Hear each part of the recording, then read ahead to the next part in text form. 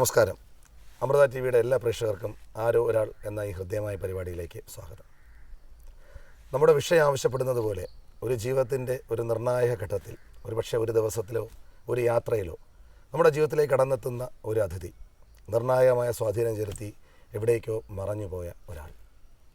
ഇവിടെ ഇന്ന് നമ്മുടെ ഈ എപ്പിസോഡിൽ ജീവിതത്തിൻ്റെ സമസ്ത മേഖലകളിലും ഒരു അദൃശ്യമായ സാന്നിധ്യം എപ്പോഴും നയിക്കുന്ന അനുഭവം, അതിൻ്റെ ഒരു ശേഖരം തന്നെ നമ്മുടെ മുമ്പിൽ തുറക്കുകയാണ് മലയാളത്തിൻ്റെ പ്രിയപ്പെട്ട സാഹിത്യകാരൻ ശ്രീ ഡോക്ടർ ജോർജ് ഓണക്കൂർ. ഈ നമ്മുടെ വിഷയത്തിൽ തന്നെ തുടങ്ങാം.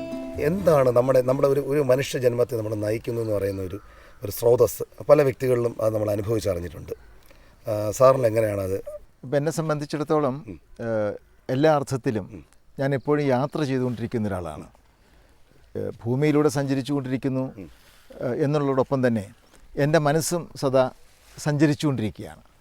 അപ്പോൾ എൻ്റെ സഞ്ചാര പഥത്തിൽ ഞാൻ തിരിച്ചറിയുന്ന ഒരു വസ്തുതയുണ്ട്. അത് ഈ ഏത് വൻകരയിലായാലും ഏത് യാത്രാപഥത്തിൽ ആയാലും എന്നോടൊപ്പം സഞ്ചരിക്കുന്ന ഒരാളുണ്ട്. ഞാൻ അദൃശ്യമായ അല്ലെങ്കിൽ എനിക്ക് അപരിചിതമായ ഭൂമികളിലൂടെയാണ് ഞാൻ പലപ്പോഴും യാത്ര ചെയ്യാൻ വിധിക്കപ്പെട്ടിട്ടുള്ളത്. അപ്പോൾ എൻ്റെ യാത്രാപഥങ്ങളിൽ ഞാൻ കാണാത്ത ഒരാൾ, അല്ലെങ്കിൽ എനിക്ക് തൊട്ടറിയാൻ കഴിയാത്ത ഒരാൾ എപ്പോഴും എന്നോടൊപ്പം യാത്ര ചെയ്തുകൊണ്ടിരിക്കുന്നു. ആ കൈകൾ എന്നെ നടത്തിക്കൊണ്ടിരിക്കുന്നു. ഒരജ്ഞാതൻ്റെ കരസ്പർശം എപ്പോഴും എന്നോട് ഒപ്പമുണ്ട്.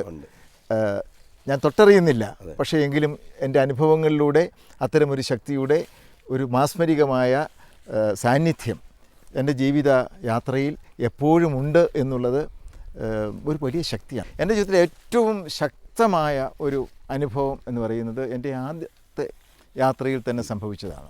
എൻ്റെ ആദ്യത്തെ യാത്ര ഇസ്രയേലിലേക്കായിരുന്നു.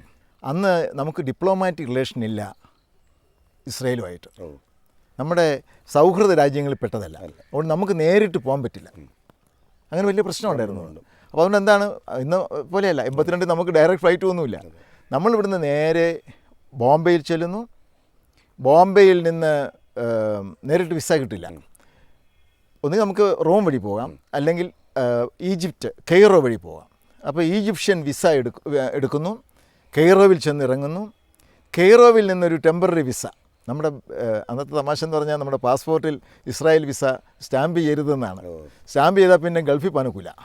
അത് കാരണം പിന്നെ ഭാവിയിലേക്കുള്ള യാത്രകളുടെ എല്ലാം ഒരു എന്താ പറയുക, വല്ല മുമ്പിൽ കണ്ടിട്ട് അപ്പോഴേ പ്ലാൻ ചെയ്തു എന്നുള്ളതാണ്. അതുകൊണ്ടൊരു കടലാസിലടിച്ച ഒരു താൽക്കാലിക വിസയുമായിട്ടാണ് കെയ്റോയിൽ നിന്ന് ഇസ്രയേലിൻ്റെ തലസ്ഥാനമായ ടെല്ലവീവിലെ തലസ്ഥാനമല്ല, പ്രധാന നഗരമായ ടെല്ലവീവിലെ ബെൻഗൂറിയൻ എയർപോർട്ട് എന്നാണ് പറയുന്നത്. ബെൻഗൂറിയൻ എന്ന് പറയുന്നത് അവിടുത്തെ പഴയ ഒരു പ്രധാനമന്ത്രിയുടെ പേരാണ്, ഇസ്രായേലിലെ പ്രധാനമന്ത്രിയുടെ പേരാണ്. അപ്പോൾ ആ ബെൻഗൂറിയൻ എയർപോർട്ടിൽ ചെന്നിറങ്ങാനായിട്ട് എനിക്ക് സാധിക്കുന്നത്. സാർ, അപ്പോൾ ആദ്യ യാത്രയിൽ ആകസ്മികമായുള്ള കണ്ടുമുട്ടലും തുറന്നുള്ള കാര്യങ്ങളെക്കുറിച്ച് പറയും. ഞാൻ പറഞ്ഞല്ലോ, ഒരു വളരെ അപരിചിതമായൊരു ഭൂമിയിലേക്കാണ് ആദ്യമായിട്ട് യാത്ര ചെയ്തത് ഞാൻ സൂചിപ്പിച്ചല്ലോ. അപ്പോൾ ഞങ്ങളുടെ ഇതൊരു ചെറിയ എയർക്രാഫ്റ്റാണ്. ഈ കെയ്റോയിൽ നിന്ന് ടെല്ലവീവിലേക്കുള്ള കുറച്ച് 75 മിനിറ്റ് നേരത്തെ യാത്ര മാത്രമേ ഉള്ളൂ. അപ്പോൾ ഞങ്ങൾ ചെന്ന് ഇറങ്ങുമ്പോൾ ഒരു പ്രഭാതം. അപ്പോൾ ഈ ടെല്ലവീവിൽ നിന്ന് യെരുശലേമിലേക്കുള്ള യാത്രയ്ക്കിടയിൽ ഒട്ടേറെ ചരിത്ര പ്രധാനമായിരിക്കുന്ന അടയാളങ്ങളുണ്ട്. അങ്ങനെ ഒട്ടേറെ സ്ഥാനങ്ങൾ യെരുശലേമിലെ ഏറ്റവും പ്രധാനപ്പെട്ട ചരിത്ര പ്രദേശങ്ങൾ മുഴുവൻ താണ്ടി ഒടുവിൽ യെരുശലേമിൽ എത്തിച്ചേരുകയാണ്. അവിടെ നമ്മൾ എത്തി ദേവാലയത്തിൻ്റെ വിലാപത്തിൻ്റെ മതിൽ കാണുന്നു, മറ്റ് പ്രദേശങ്ങളൊക്കെ കണ്ട് മനോഹരമായിട്ട് താഴേക്ക് ഇറങ്ങുമ്പോൾ അവിടെ ഒരു ഷോപ്പ്. ഞാൻ കയറി ചെന്ന് ഓരോ സാധനങ്ങളെടുത്ത് മറിച്ച് നോക്കിക്കൊണ്ടിരിക്കുമ്പോൾ ഒരു ചെറുപ്പക്കാരൻ എൻ്റെ അടുത്ത് വന്നു. അപ്പോൾ അയാൾ എന്നെ ശ്രദ്ധിച്ചെന്നെ നോക്കി. അപ്പോഴത്തെ ഞാൻ അയാളോട് ശലയും എന്ന് പറഞ്ഞു. അപ്പോൾ അവന് ഒരു വിദേശി, എൻ്റെ തൊലി കണ്ടറിയാമല്ലോ, ഞാൻ ജൂ അല്ല എന്നറിയാം. അപ്പോൾ പുറത്തുനിന്ന് വന്ന ഒരാൾ ഈ ഇങ്ങനെ അഭിവാദ്യം ചെയ്തപ്പോൾ അയാൾക്കൊരു കൗതുകം തോന്നുന്നു. അയാൾ പെട്ടെന്ന് എൻ്റെ കൈ ഇങ്ങനെ പിടിച്ച് അയാൾ പ്രത്യഭിവാദനം ചെയ്തു. എന്നിട്ട് അദ്ദേഹം എന്നോട് ചോദിച്ചു, ചെറുപ്പക്കാരനോട് ചോദിച്ചു, ഒന്നും ചോദിച്ചില്ല, ഇങ്ങനെ കൈ കൊണ്ട് ഇങ്ങനെ കാണിച്ചു, പക്ഷേ എവിടെ നിന്നാണ് വരുന്നത് എന്നുള്ളതിനൊക്കെ വേണ്ടി ചോദിച്ചു. അപ്പോൾ ഞാൻ പറഞ്ഞു, India, I am from India. കുറച്ച് കഴിഞ്ഞിട്ട് ഒരു വെളിച്ചം കിട്ടിയതുപോലെ എന്നോട് ചോദിച്ചു, ബോംബെ? അതറിയാം.